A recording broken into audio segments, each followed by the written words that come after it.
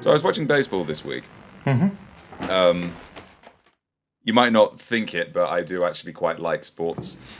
I like. Yeah, no, I really didn't think that. No. I know. I was also watching Wimbledon this week as well, and watching my boy Roger tear shit up. Yeah, and because I quite like sports generally. I've never been especially good at them. I'm not a very good tennis player or anything, but I like learning new things, and I like competitive sports and that sort of stuff. And I was watching baseball, and two thoughts occurred to me. One, this is boring as fuck. Have you ever seen baseball on TV? Yes, I have. Nothing happens. It's a lot of American sport, and this is a massive generalization, so strap in. A lot of American sport seems to be mostly focused around waiting for other things to happen. You're also thinking of American football, aren't you? Yeah, I certainly am. Yeah, that's incredibly stop-start. I distinctly remember, actually, I think this was ages and ages ago when we were at university, but we did a podcast there with our friend Danny, and one of the things we talked about was how the halftime show at the Super Bowl seemed to be like a bigger event than the sport itself. Yeah, also the trailers, like the film, like the oh adverts god, yeah. At the Super Bowl quite often are less exciting than the Super Bowl itself. Yeah, and it's like, and I was watching this baseball match, and I had to pull up the little information box because I thought, oh, it's pretty late at night. Maybe they're showing like college league baseball, or maybe they're showing like minor league, or some equivalent of like Division II football. But no, like this is proper NBA baseball, and it was like there was no crowd noise, there was no atmosphere to it at all. It felt like everyone's mic had been turned down a little bit. You know, the Japanese love baseball. Do they really? Yeah. Apparently, Japanese baseball league is like the second biggest in the world after the American. And wow. Yeah, because we've got two friends who live out in Japan, so I hear a lot of missives, and they went to a baseball game, and apparently like they're 3 or 4 hours long or something, like they're really long events, and you sort of just turn up and you drink beer and you just mostly talk to one another, like a big company picnic, and then eventually somebody will play some sport intermittently, and you'll be like, oh. Yeah, I have heard that it's much better in person, but like even when the pitcher, I think it's called, the guy who throws the ball through the ball, and the throwman. The throwman, yeah, that's it. The bowler. Throwman hit dude.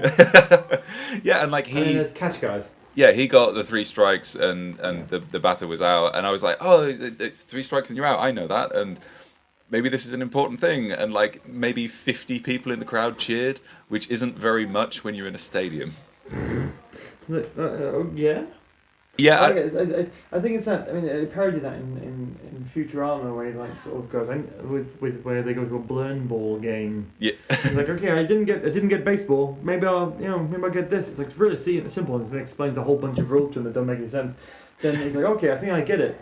And then right at the end, like it's like multi-ball round. And the guy comes out in a giant spider, and everyone's like, exploding all over the place and grabbing assault rifles. And it's kind of like that with baseball. It's like nobody really knows how to play it. You just sort of watch it because that's expected of you. Yeah, well, like I can never remember if it's baseball or American football, which is called the American pastime. But it's really. I think it's baseball. Is it? Baseball is There's this whole thing because like in Fallout 4.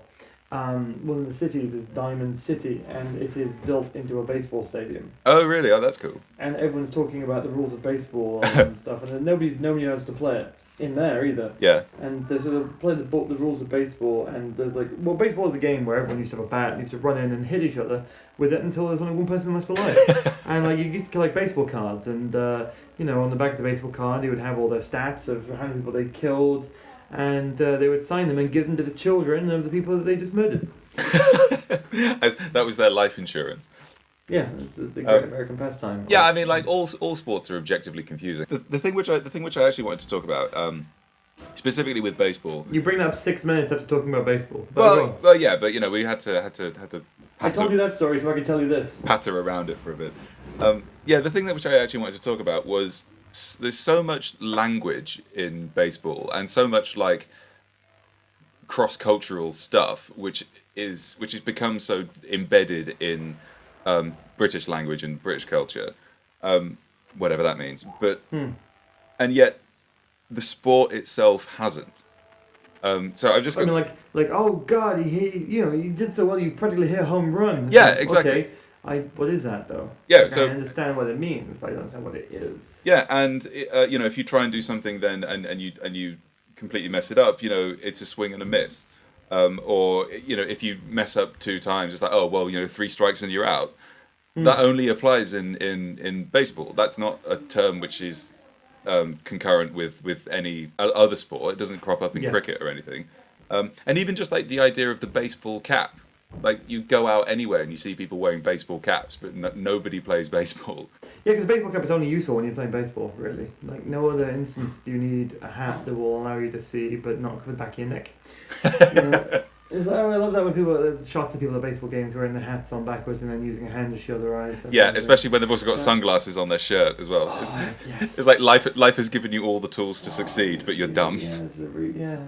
But there's when people say stuff like, like you're really crossing the Rubicon on this one. Yeah, what's that from? Yeah. History. It's a bridge too far.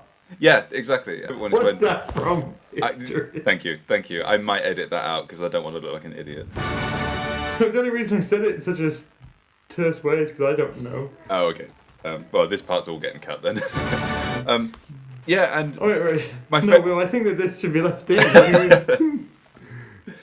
but like my favorite example of that is when sports commentators use analogies from other sports when they're commenting on other sports. Actually, no, give me a second. No, actually, we're going to go back to the cross the Rubicon thing. So, like, cross the Rubicon, you know what it means, don't you? It's like you're passing a point of no return. Sure, basically. Yeah. But I know it's something to do with Romans.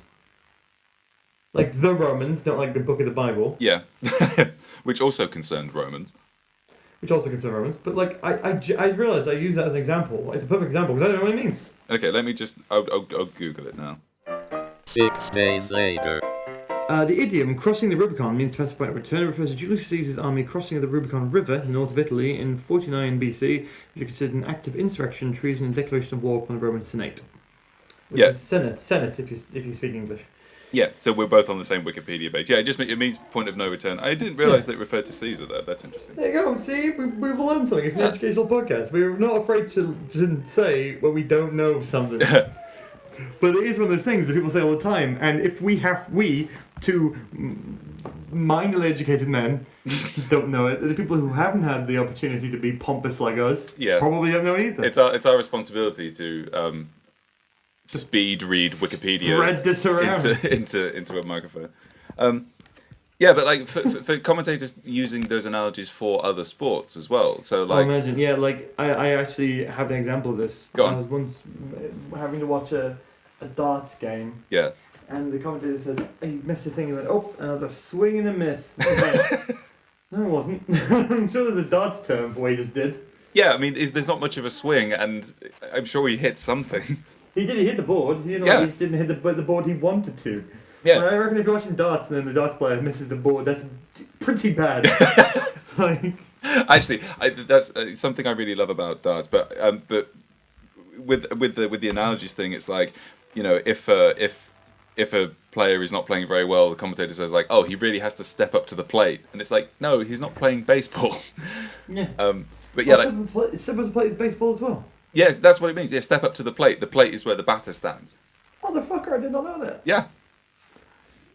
Again, the language is so I was going to say promiscuous then, but like the language is so deeply embedded. You keep that. Okay. The language is fucking about. And yet the sport is a complete non-entity over here. Like nobody cares about it in the UK. No, everyone plays rounders at school, but nobody, which I guess is fundamentally the same. But I wouldn't know if it bit me. My favourite, actually, you mentioned darts a minute ago. My favourite thing about darts is that you watch it on TV and they've got like really shiny, really expensive looking computer generated graphics for the players, and when they have like the head to heads, so they have the players who like, and they're obviously been told to look aggressively at each other. Yeah. And it's they're not looking at anything. First of all, they're not looking at anything. They're just on a green screen. But also, like, if you get a boxer or like, a footballer or something and turn them to one side, you know, to see them in profile. Like they've got like the big, strong jawline and the strong nose and like the chiseled features and such. And like those people look good in profile. And then you have darts, and they all just look like blokes down the pub. And so they turn to one side and they just sort of look aimlessly at each other. And you've got all this like fireworks, computer generated graphics and stuff around them, and they just look like slightly confused middle-aged guys. It's so charming. Darts is great. Darts is the only thing where they have seats in the arena that face away from the actual sport. Like, darts is, you sit on giant tables and quite often you're not even pointing the direction of the thing going on. Like, but you're like, could you keep the darts down, please? I'm trying to have a conversation here. And also, like, they do darts in, like, well, not stadiums, but, like, you know, giant theatres and such. And it's like, the dartboard is pretty small, you know, it's like the size of a car tyre. And you've got people who are, like, 50 rows back, like, up in the sky. It's like, oh, we're just, like, looking at it through opera glasses. I think we're going to have to call it. Just give me a second. Technical difficulties. Brent checks it. Okay, so we're gonna have to cut this one a little bit short, but bit of housekeeping. Please check out Nick's Kickstarter. Follow the link. Yeah, follow the link in the description. I hope you've enjoyed this very thrown together emergency episode of Expert Usually Commander. more planning goes into this sort of stuff. Yeah, thank you very much for listening. See you again next time. I've been Christopher Amel. I've been the Gonzo. Follow my Kickstarter. Back my Kickstarter. Back my Kickstarter. Thank you and good night. Thank you. Goodbye.